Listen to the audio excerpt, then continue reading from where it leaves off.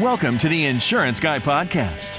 From sales to insurance advice, we discuss ways to protect your business and grow it. Make sure to like and share this podcast. And don't forget to check us out at theinsurers.ca for all your business insurance needs. And here's your host, Mr. Aun. Hey guys, welcome to this awesome episode of Facebook interviews. I got a really cool and a really great friend of mine, Mike Ritzy, here with me. Yeah. Hey guys. Thanks so much for coming out. No problem. And we're at his store today, and we're going to be talking about how he got his business set up. The fears he encountered and the marketing strategies that he used to kind of build up his business. And we're going to be, this interview is going to be about 10 minutes, and hopefully provide you with some good value. So, cool.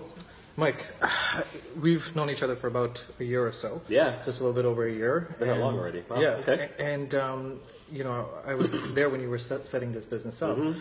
So tell us about your business and when you started. Okay. So to give you some background, I'm a plumber by trade, and I was not very happy in my position in that I wasn't challenged.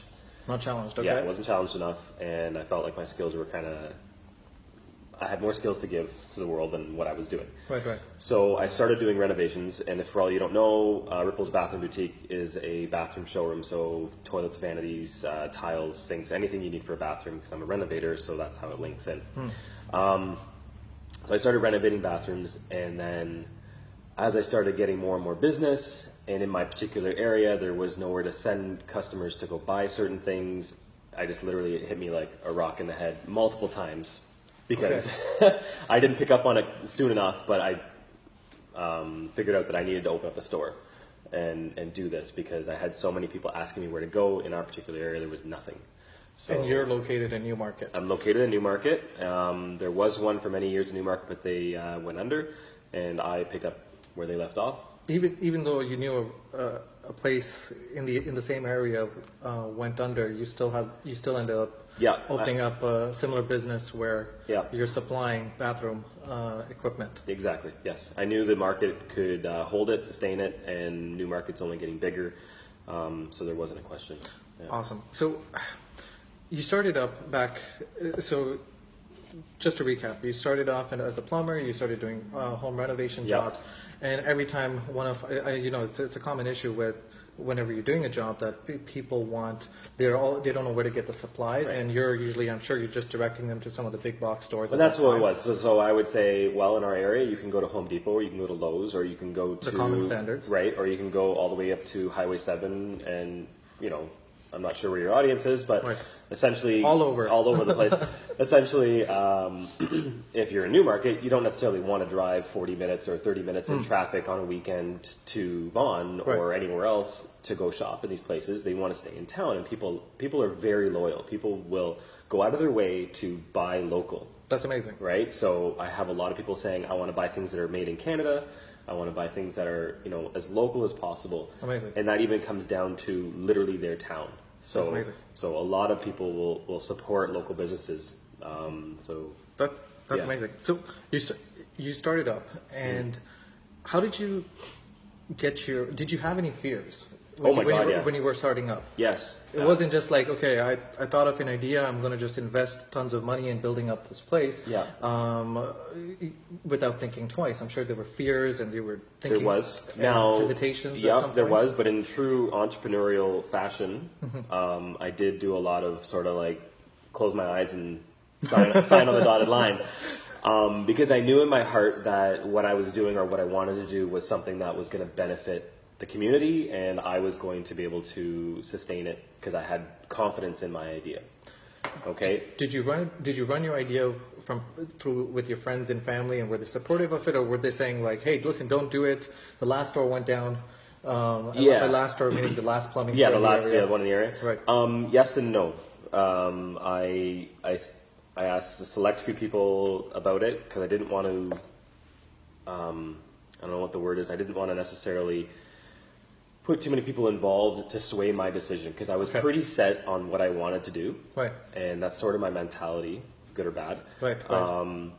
So I did tell a few people what I was intending, and their response was that, yeah, I think that's a good idea, and really that was it. At the end of the day, it was pretty much me just saying this is what I want to do, and I was passionate. I was passionate about it, which is key. You can't do something if you say I want to start a business, I want to open a hot dog stand or whatever. If you don't love hot dogs, then don't open a hot dog stand. Like, you got to be passionate about what you're doing. Absolutely. So I was doing, for a long time, I'm like, I really want to do something where people come to me, because as a service plumber, I was going to their house, I was traveling late at night, I was doing all sorts of things that just took me out of my comfort zone of where I wanted to be. Okay. Right? I'm like, I want to do something where people come to me. And so I thought about, I love poutine, so I thought of opening a poutine store. Okay. I thought of doing all sorts of these things, right? And at the end of the day, I looked at it, I'm like, I don't know how to cook. Restaurants go down in flames every 2 seconds. I think they apparently have the highest shutting down in the first year percentage. So I took a step back and I really analyzed my abilities. I'm like, I'm a plumber. I renovate bathrooms. There's nothing in the area. What more do I need? You found a demand of supplies. Yeah. By the way, his store is absolutely gorgeous. You guys got to come here and check it out.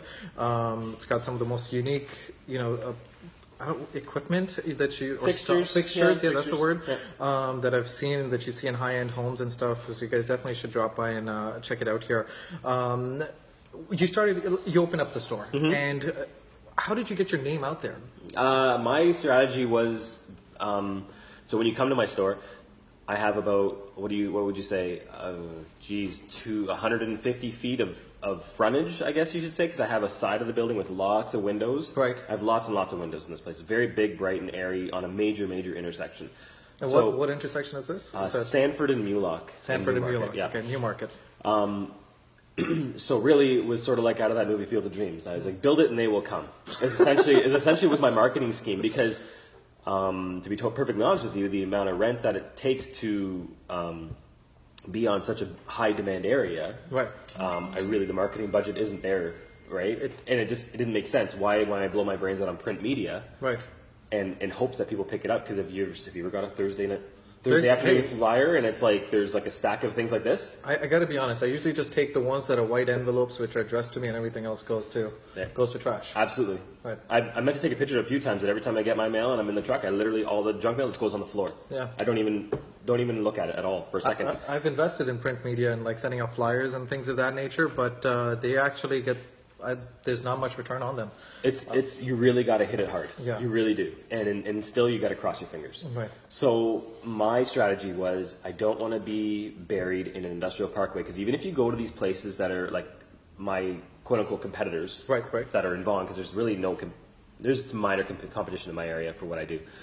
But the ones that are exactly like me in Vaughan, they're still buried in industrial parkways, and they're not front and center. No. And you got to know that they're there. Right. So my strategy was, I'm going to be front and center. You can't drive down Mulock and not see my store. Right? Yeah. And that's just how it was, right? And it's such a busy street, literally it doesn't stop. It's just constant cars. So you got a lot of drive-through traffic, which is great. The other really good thing I've noticed is you're really active on Facebook. Yes. And you're not just posting on Facebook, you're posting contests. Yep. You're also doing Facebook Live videos. Yep. Which I got to be honest, he's the one who inspired me to start this up. And this is your Twitter handle as well, isn't it? Instagram. At Ripples. Check it out. You were doing contests on Facebook Live, and you were also, not only that, you were providing valuable information on different types of equipment, why one is better than the other, and why should people go for certain items over others, which was, I didn't even know about these things. I just thought, hey, they both are the same in most of his videos. So definitely add him on, follow his page, and make sure you check out these videos because they're really informative. So that's excellent. So my strategy was with Facebook, and I've realized that people don't want to be sold on Facebook. No. Right? It's not about pushing your product, because you'll quickly get turned down and people will just stop looking. So what you have to do is you have to provide a value service, right? Provide something that people are going to be like, wow, I didn't know that. Wow, that's really cool. And then at the end, he was like, hey, if you need more information, come see me at my store, whatever, right? Just kind of give a quick little shot. Right. And that's what you got to do. You can't be like, buy my red T-shirt, buy my red T-shirt, buy my red T-shirt. People are going to be like, even if I like the red T-shirt, I'm not buying it because you're annoying. I think that when I first started off on sales, the best piece of advice I ever got was, people, do not bullshit people, because people can see right through it. Yes. And that holds 100% true in anything of the sort.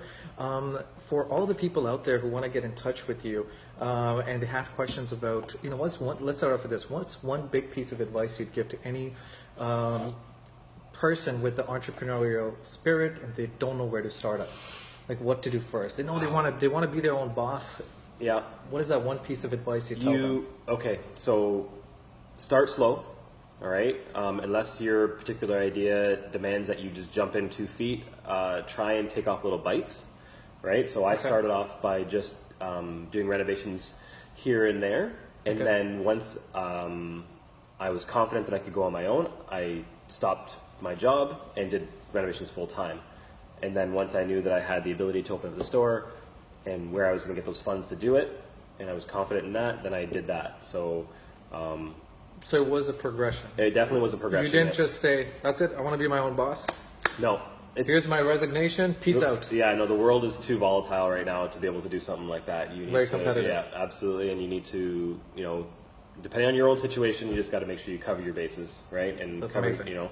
and yeah, have a good steady plan of how you're going to get from point A to point B. Yeah. So step by step, take it slow, Yeah. and calculate the moves to a certain extent. Right. But make sure you follow your passion. Absolutely. Passion is key. Passion is key. Yeah. That's great. Yeah. If for any of the viewers who want to come check out your store or have any questions regarding this interview, how can they get a hold of you? You can get a hold of me on at Ripple's Bathroom Boutique on Facebook. You can come visit me here at my store at 140 Mulock Drive in Newmarket. I'd love to show you around. Lots of stuff for you to see if you're into bathroom renovations or any renovation in general. And that's about it, really. I mean, guys, do come check him out at 140 Mulock. Thanks for joining us. Thanks, Aun. Take care, guys. All right.